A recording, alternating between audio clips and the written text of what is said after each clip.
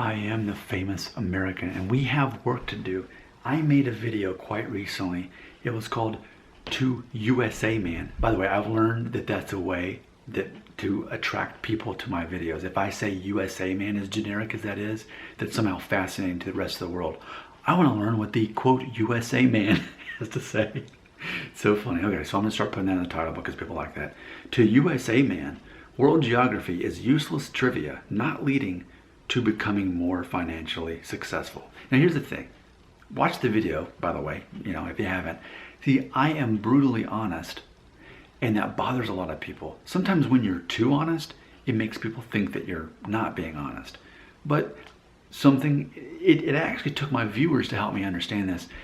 One of the subtleties, perhaps, of American culture here in the USA is that we definitely are brainwashed into making money. And for me, grown man, full-time job, I've got like 4 different side hustles that I'm actually generating money from while I sleep. This channel is one of about 4 or 5 ways that I do that. Another random way, I have a blog, and I'll write an article.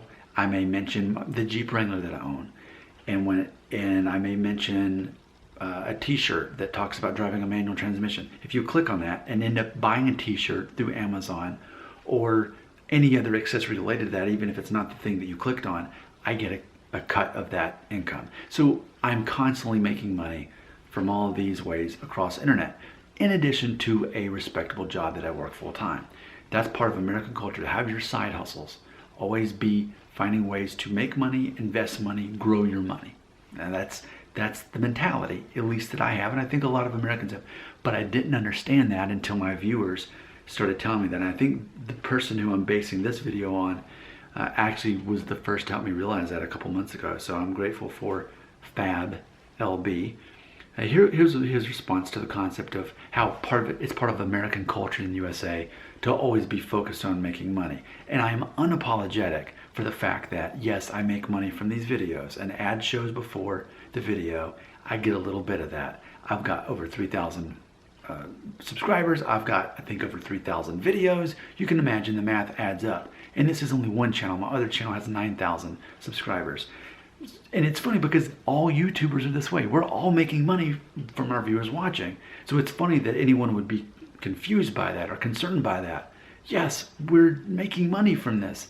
It doesn't mean we do care what we're talking about in these videos. As long as you're watching, that's what matters. That's why I put USA Man in my videos, because it makes me relevant, makes people want to watch. Now, does that mean that I totally don't care about the topics? No, I think they're interesting, but I think it's also interesting when people buy too much into the fact that if I'm saying something, that it's something I'm very passionate about. It's just, I'm like a game show host, or a talk show host. That's all I am. I recognize that. I'm nothing more than that. Okay, Fab LB, here's his comment, and I love it. Quote, "The USA has a Protestant-based value system centered on making money. In our Catholic-based countries," he's talking about France, "making money is seen as superficial. We need money, but it is not a goal within itself. In Catholic-based cultures, things are more valuable than making business, like culture, family, knowledge, arts, good food, etc. In Protestant countries, you live to work and make money. In Catholic countries, we work and make money to live. Different perspective," end quote. And I definitely agree, and I've had other people from Europe say the same thing. And here's what I was just thinking just now as I read that. So my wife has been in some of these videos. She grew up Catholic. She's from California. She grew up Catholic. My mother also grew up Catholic. She's from Buffalo, New York. So it's funny that my mother and my wife have the same background. So it makes me think, what about Catholic people in the United States? Immediately I'm thinking of Bill Gates. Now, he doesn't really identify with religion anymore, and that's more of a more recent thing, but most of his life he identified as Catholic. So it's funny to think that the richest man in the United States, isn't he still the richest man? The richest man in the United States, Catholic, was Catholic the whole time he was building his empire. So I think that's interesting. So I guess maybe it doesn't, if you're Catholic and also in the United States, that's not the same as being Catholic in Europe, because you're saying that it's a cultural thing where you have the culture of the nation you've got the culture of the religion and you mix them together, whether it's France or Spain, whatever it is. So I think that's interesting.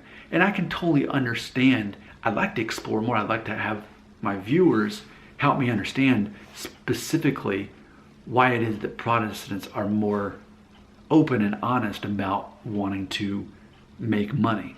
Now, let me be very clear. It's not like I'm trying to say that I live in a big mansion and I have all these cars. No, it's because to me, that's the opposite of being Protestant. To acquire all this wealth, I don't see that as a good thing. I see that as against the teachings of the Bible. But what I would say is culturally within Protestantism, especially, have you ever heard of Dave Ramsey? He actually lives in the Nashville, Tennessee area where I live. He is a millionaire, and it's because he teaches people how to get out of debt, which is an American thing. A lot of Americans are in debt. He teaches you how to start saving money and then eventually investing money. Robert Kiyosaki, who wrote the book Rich Dad, Poor Dad. I've studied that book. I love that teaching. So it's a matter of not building wealth here as far as having some big mansion, all this stuff, but it's a matter of controlling your money. And see, that I think it also goes into my personality. If you've ever heard of the Enneagram personality test, I'm type number 1, which we're motivated by control, the sense of control. And in my maturity, I've learned focus on what you can control, not on what you can't. Well, there's a lot of things with money that you can control, especially here in the United States. I feel we have a lot of opportunities to easily make money without really thinking about it.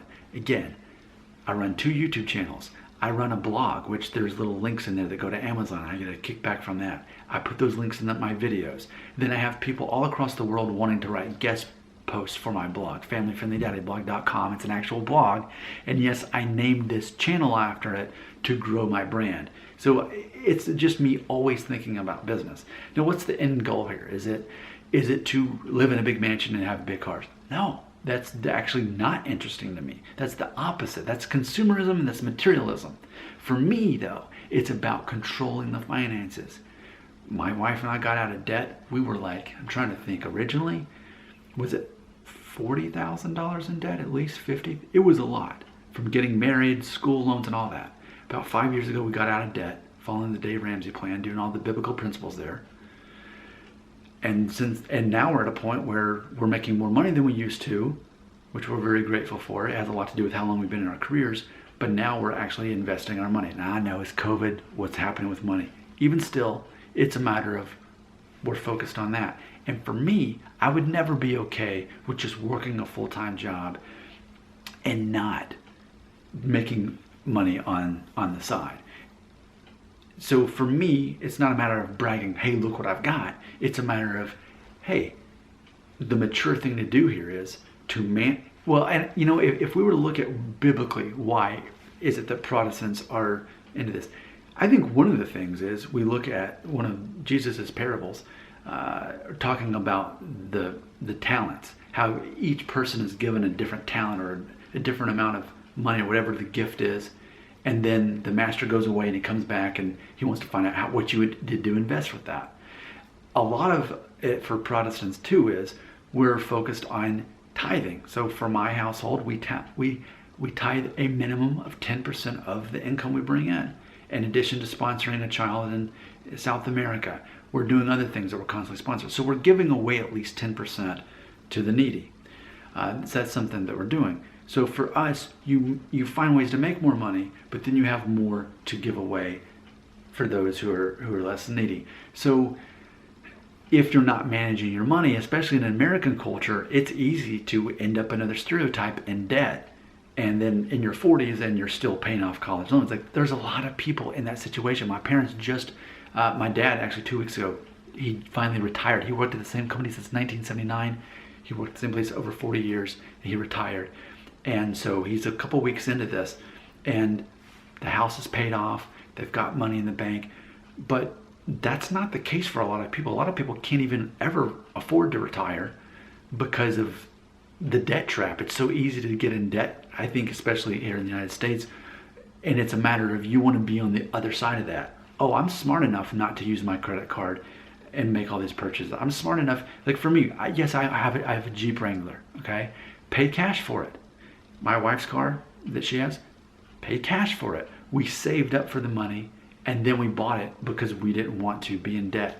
So it's interesting. That's my 10-minute take on it. I'd like to learn more about my value system. I need the outsider's perspective.